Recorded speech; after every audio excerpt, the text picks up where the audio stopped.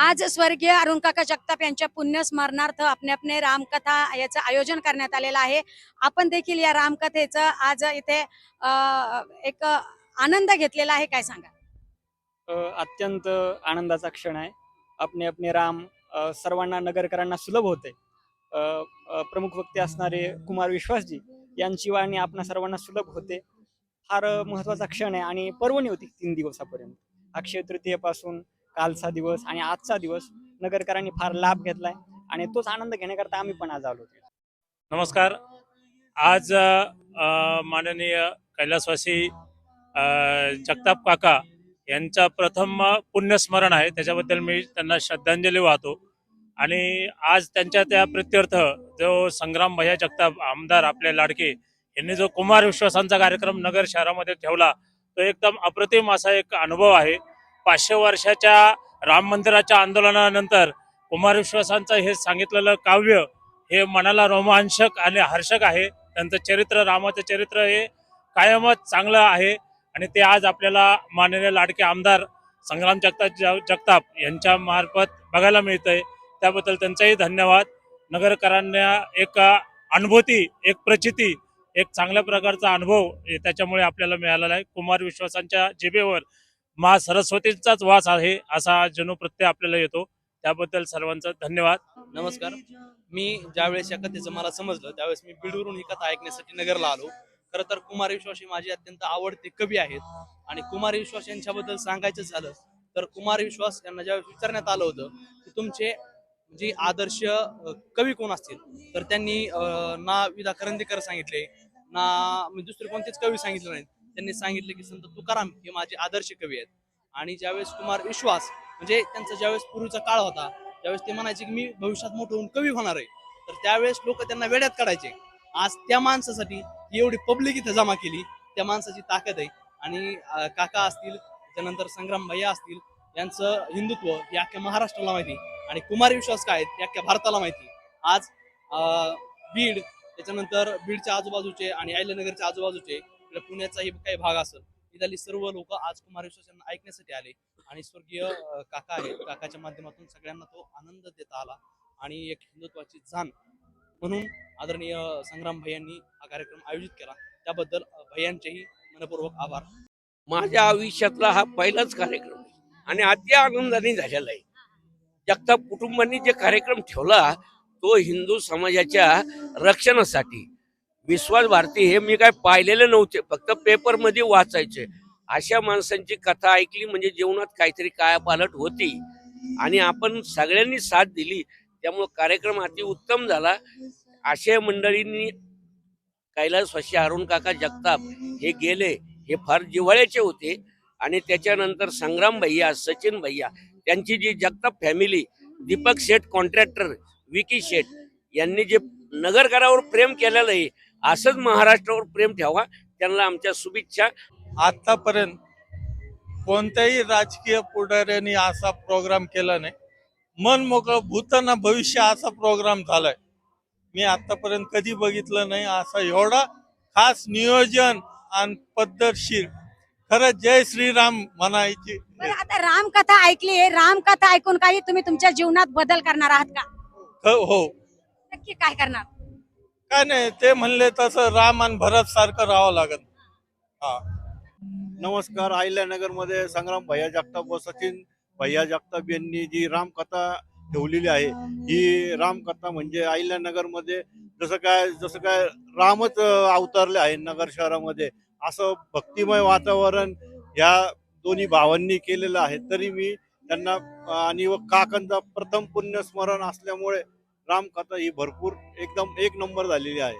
तुम्ही आज तुमच्या मुलाला देखील सोबत घेऊन आलेला आहात आणि लहान मुलांवर हे संस्कार देखील फार महत्वाचे आहे. आज तू रामकथा ऐकली, काय वाटलं तुला?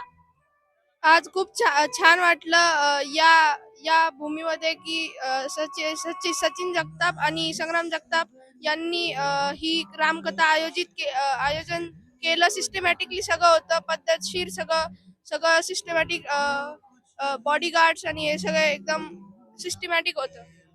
तू रामकथा ऐकली, तुला काय वाटतं हे ऐकून? चांगले संस्कार असे भेटतात की रामकथा ऐकल्यामुळे असं भक्तीमध्ये हे नील होऊन जातो आपण. बरं, आज रामकथा ऐकली, ऐकून तुझ्या जीवनात काहीतरी आचरण करणार आहे का याचं? हो, जमलं तर नक्कीच करेल. मी पुण्यावरून आले. रामकथा माहिती पडताही मला इतकं आवडलं. इथे आल्यानंतर इतकं इतकं छान होतं ना, खूप अरेंजमेंट वगैरे खूप खूप छान, खूप मस्त वाटलं. आणि माझी मुलगी 10वीला आहे, सो ती पण टीनेज एज मध्ये तिच्या पण खूप जीवनात फरक पडला. म्हणजे तिच्या ह्याच्यामध्ये पण खूप खूप फरक पडला. म्हणजे ती आता आता ऐकतीये, त्याच्यामुळे खूप छान. रामकथा ऐकण्यासाठी तुम्ही पुण्यावरून आलात का? पुण्यावरून आले मी. रामकथा ऐकण्यासाठी मी पुण्यावरून इथे आले. 3 दिवस तुम्ही रामकथा ऐकली? तिन्हीच्या तिन्ही दिवस मी रामकथा ऐकली. खूप छान अरेंजमेंट, खूप छान सुविधा, जेवणाची सुविधा खूप छान. जे सांगतात ते पण छान होते. आणि माझे मिस्टर खूप त्यांचे खूप मोठे हे फॅन आहे. म्हणजे आधी ते कवी संमेलन होते, कवी संमेलन म्हणून ते रामकथा हे करतात ते अरेंजमेंट. सो त्यांची ती कथा ऐकण्यामध्ये आम्हाला इथे लाईव्ह इतकं बघायला आवडलंय ना, की सांगू शकत नाही शब्दामध्ये पण. आपण आतापर्यंत टीव्हीच्या माध्यमातून त्यांची कथा ऐकली, आज आपण लाईव्ह बघितलंय आणि कथा ऐकताना अक्षरशः सगळ्यांच्या डोळ्यात अश्रू अनावर होत होते. काय सांगाल? खूप खूप छान. आम्हाला स्वतःला सुद्धा अश्रू आवरण नव्हतं, म्हणजे अश्रू सुद्धा येत होते खूप पर्यंत. खूप छान, मस्त बोलतात ते पण, आणि खूप खूप छान. एकदम मस्त वाटलं, चांगलं वाटलं. राम आपले प्यारे, राम म्हणजे एकदम सगळ्यांचं भरभराट झाली, भक्ती वाढली. सगळं हिंदू आपला जागी झालेला आहे. आणि तसंच आपले संगम भैया जगतापनी हे चांगलं केलेलं आहे कार्य. सगळे हिंदू धर्म आपले एक झालेले आहे त्याच्यामुळं. रामकथा ऐकून तुम्ही काय तुमच्या आयुष्यात बदल करणार आहात का? बदल एवढंच आहे का फक्त आयुष्यभर टीव्या लावणार. रामकथा सांगताना अक्षरशः त्यांच्याही डोळ्यात पाणी येत होतं आणि ऐकणाऱ्यांच्याही डोळ्यात पाणी येत होतं. काय वाटतं? ते असं खूप सांगत होते नाही का रामांबद्दल, की असं वाटत होतं की आपण दुसरे राम आहोत. असं वाटत होतं. खूप भारी नियोजन केलेलं आता आहे. धनुष्यबाण उचलावं असं वाटत होतं का? हा, असं वाटत होतं आपण दुसरे राम आहोत. एवढं भारी नियोजन केलंय ना. मग संग्राम भाईंना एकच सांगणं आहे की हे जर कायमचं असतं तर खूप चांगलं असतं. आज रामकथा ऐकली, काय वाटलं रामकथा ऐकून? सर्वप्रथम म्हणजे आजकालची जी जनरेशन आहे त्यांना राम हिंदू मायथॉलॉजी याबद्दल लॅक ऑफ नॉलेज आहे. ते इथं आल्यानंतर कथेबद्दल आम्हाला पण बऱ्याचशा नवीन गोष्टी कळाल्या ज्या आम्ही कधी ऐकल्याच नव्हत्या. ही कथा प्रत्येकाने ऐकली पाहिजे. जास्त करून यंग जनरेशननी जर ऐकली ना याचा इम्पॅक्ट चांगला होईल. कारण की त्यांनी बोलताना असं सांगितलंय जे प्रत्येकाच्या लाईफमध्ये प्रॉब्लेम येणारच आहे. आता बरेचसे जनरेशन बघतो आपण, डिप्रेशन, एन्झायटी ह्या गोष्टी सगळ्या ज्या आहेत त्या इथूनच संपू शकतात. फक्त खंत एकाच गोष्टीची वाटते आज, ती म्हणजे काका पण पाहिजे होते आपल्यासोबत कथा ऐकायला. त्या 2-4 गोष्टी तुम्हाला सांगितल्या आहे, त्या नेमक्या कोणत्या होत्या आणि त्याचा तुमच्या जीवनावर काही परिणाम होणार आहे का? 100% मी ते अंमलात आणण्याचा प्रयत्न करेल. सगळ्यात प्रथम म्हणजे आपण आपल्या संस्कृतीला जपलंच पाहिजे. कारण की आज संस्कृतीमुळेच आपण आहेत, आपल्यामुळे संस्कृती नाहीये. त्यामुळे संस्कृती जपण्याचा जेवढा प्रयत्न करता येईल तेवढा करणार. आणि जेवढं आपली संस्कृती लोकांना सांगता येईल, समजून सांगता येईल तेवढं सांगण्याचा प्रयत्न करेल. नमस्ते, मी कल्याणी गाडळकर. काकांच्या स्मरणार्थ आपले वहियांनी आणि सचिन सरांनी इथे रामकथेचं आयोजन केलेलं आहे. तर अहिल्यानगर वासियांसाठी ही खूप म्हणजे भाग्याची गोष्ट आहे की रामकथेचं हे सर्व फक्त ऐकून न घेता त्याचं जीवनामध्ये काहीतरी आचरण केलं पाहिजे. आणि राम हे आपल्यासाठी खूप म्हणजे हिंदू धर्मासाठी महत्वाचे व्यक्ती होऊन गेलेले आहेत. त्यामुळे त्यांचे जी कथा आहे ती 3 दिवसामध्ये यांनी खूप छान प्रकारे पार पाडलेली आहे. डॉक्टर विश्वास कुमार यांचे आम्ही खूप खूप मनापासून आभार व्यक्त करतो. राम रामेती रामेती रमे रामे मनोरमे सहस्रनाम तल्यम राम नाम वरानने.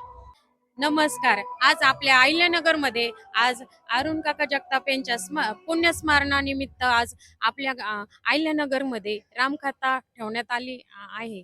आणि आज खूप आनंद वाटतो की नाही का संग्राम भैया जगताप, सचिन जगताप यांनी ना खूप छान पद्धतीने ही रामकथा ठेवली आहे. खूप आनंद वाटतो. असं वाटतं आपली अहिल्यानगर ही पुण्यनगरी झाली आहे, अयोध्या नगरी झालेली आहे आपली. खूप आनंद वाटतो. थँक्यू भैया.